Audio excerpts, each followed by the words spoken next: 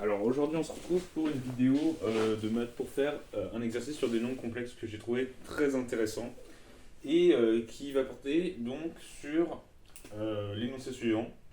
C'est de trouver l'ensemble des nombres complexes z qui peuvent s'écrire comme somme de trois nombres complexes de module 1. Donc ça veut dire qu'on cherche l'ensemble des nombres complexes z qui sont dans l'ensemble des nombres complexes donc, et tels qu'ils s'écrivent ei θ1 plus ei θ2 plus EI θ3, avec θ1, θ2, θ3 qui sont des réels. Bon, avant de commencer, déjà, cet exercice, j'ai trouvé sur le site de Monsieur Bourrigan, qui est prof de maths en MPSI au lycée, il me semble que cette année c'était au lycée Sainte-Geneviève. Vous pouvez retrouver son site en description, il y a de nombreux exercices de TD et DDM, et voilà. Alors cette vidéo je l'ai fait parce que j'ai trouvé que l'exo était très joli et que la résolution était très géométrique, très harmonieuse et c'est pour ça que je voulais vous la présenter aussi pour vous montrer un peu comment j'y suis arrivé et peut-être pour que vous me signaliez des erreurs et peut-être même pour me proposer d'autres pistes de résolution. Par ailleurs j'ai déjà posté une vidéo sur cet exercice, sauf qu'en fait je me suis rendu compte qu'il y avait un gros problème dedans et c'est pour ça que j'ai préféré la refaire.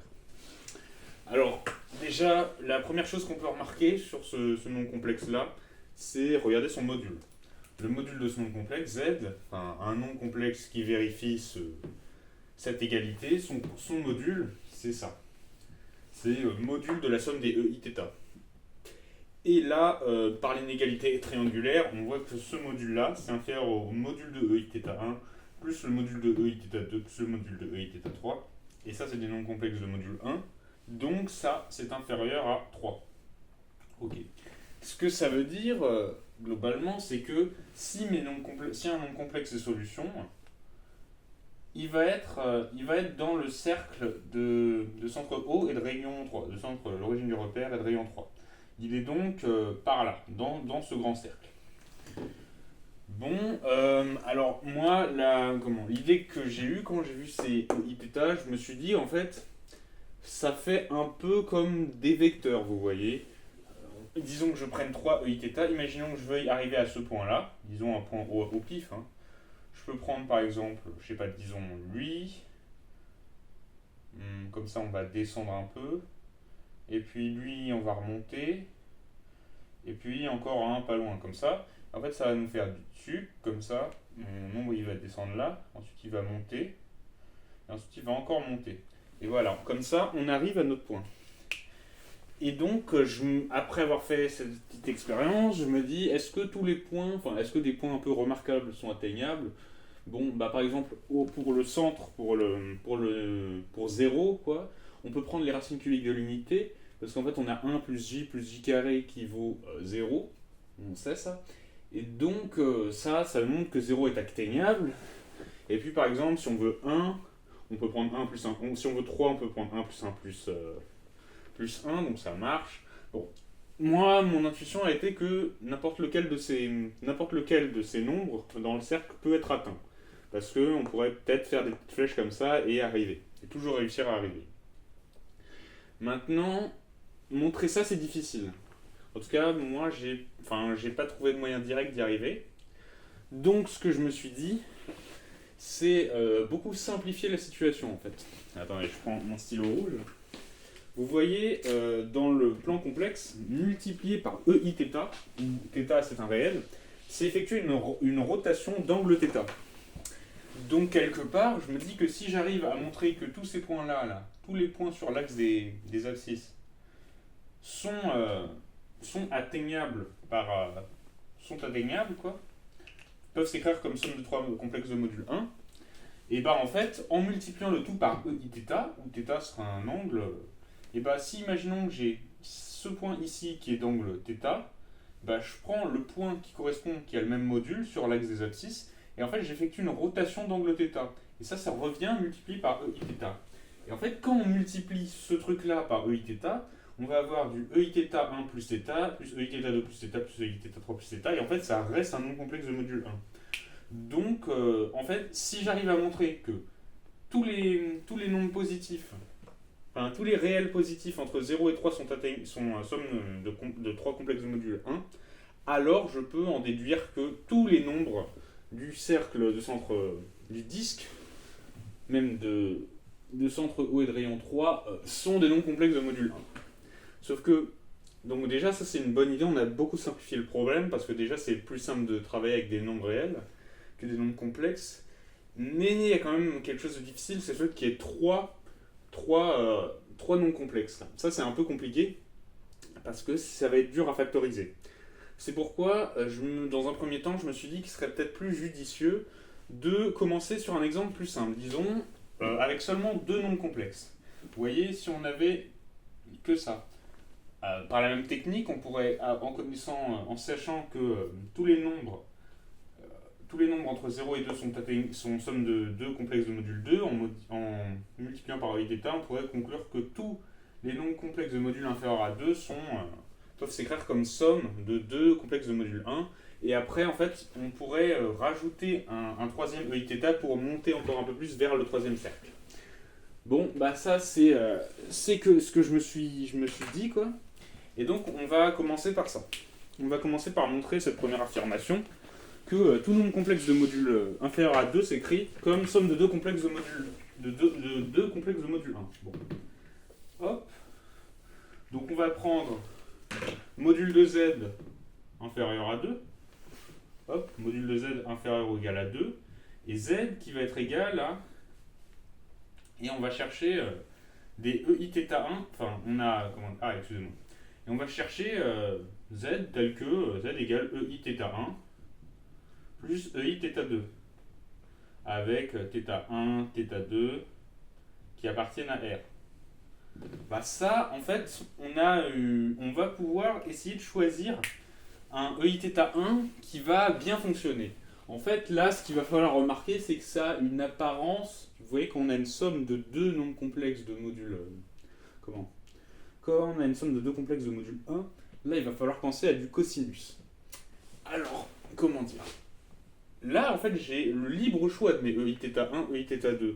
Je dois juste en trouver,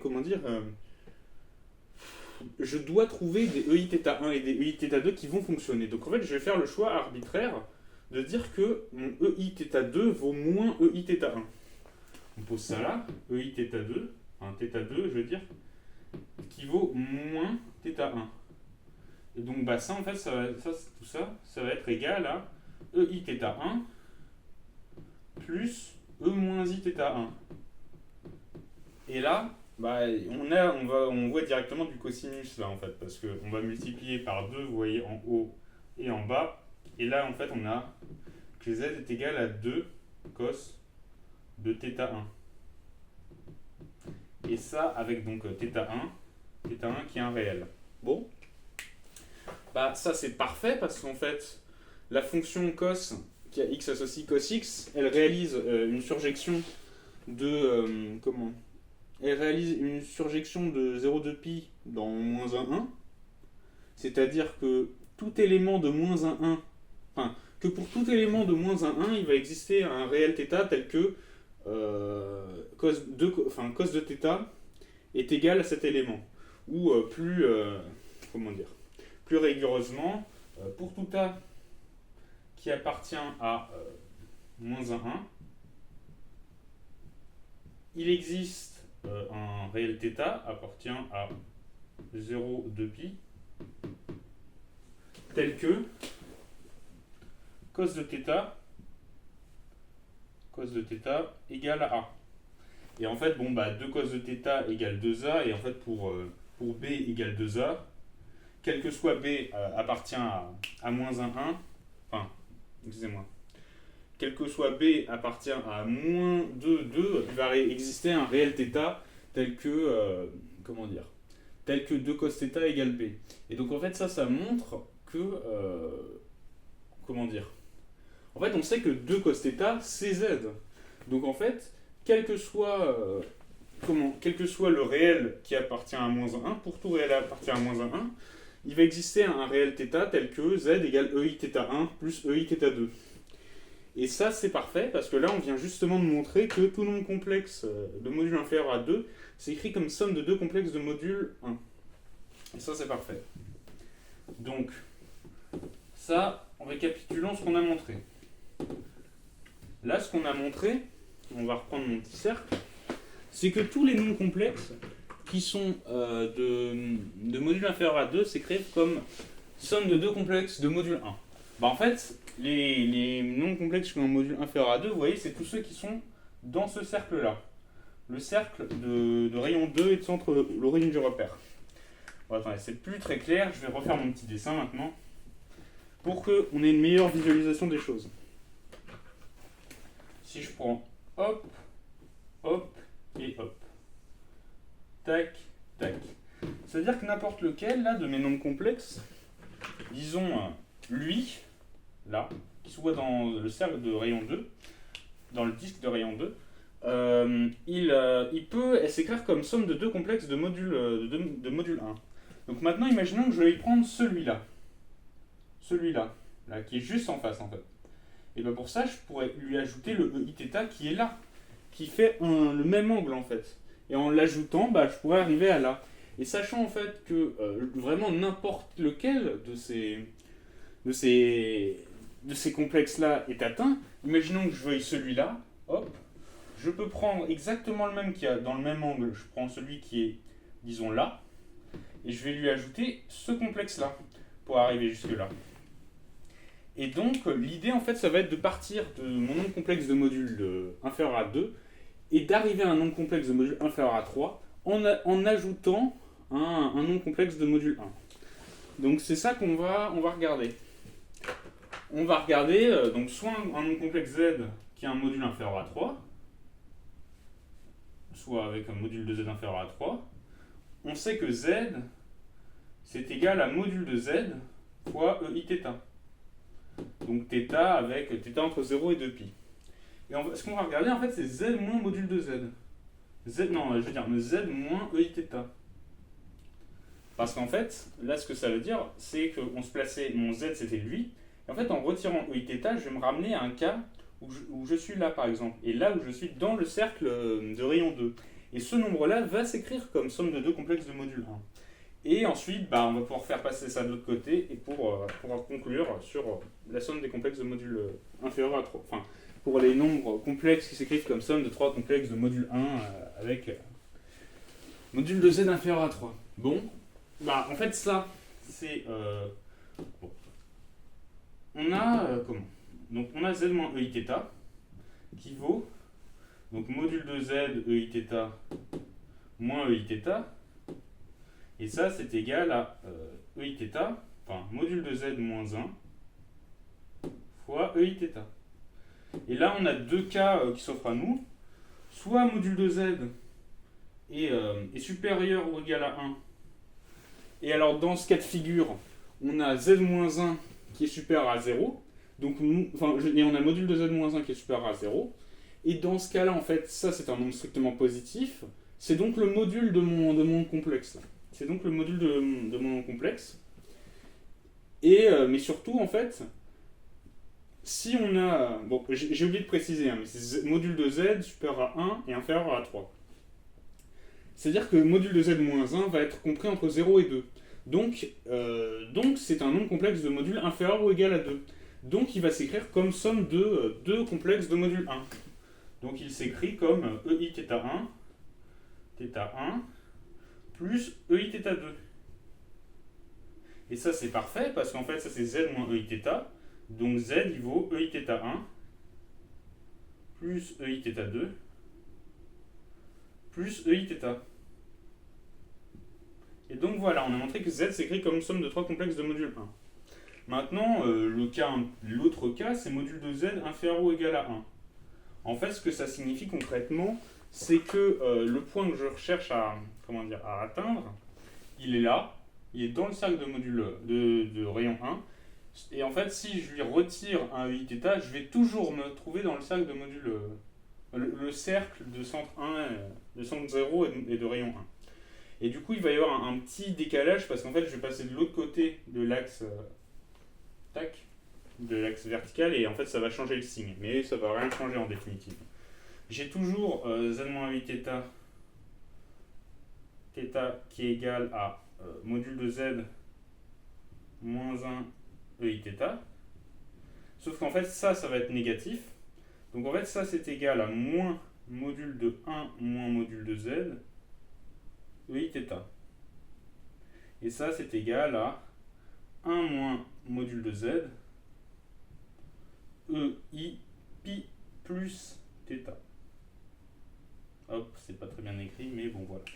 Et donc, comme z est inférieur à 1 moins module de z c'est positif, et EIθ plus pi c'est un nombre complexe, enfin c'est une exponentielle quoi, c'est d'argument θ plus pi, donc en fait c'est un nombre complexe d'argument θ plus pi, et donc en fait ça s'écrit, donc ça c'est inférieur à 2, hein. Le module de ce nombre complexe est inférieur à 2, donc ça c'est égal à EIθ1 plus EIθ2, et donc z égale à EIθ1 plus EIθ2 plus EIθ.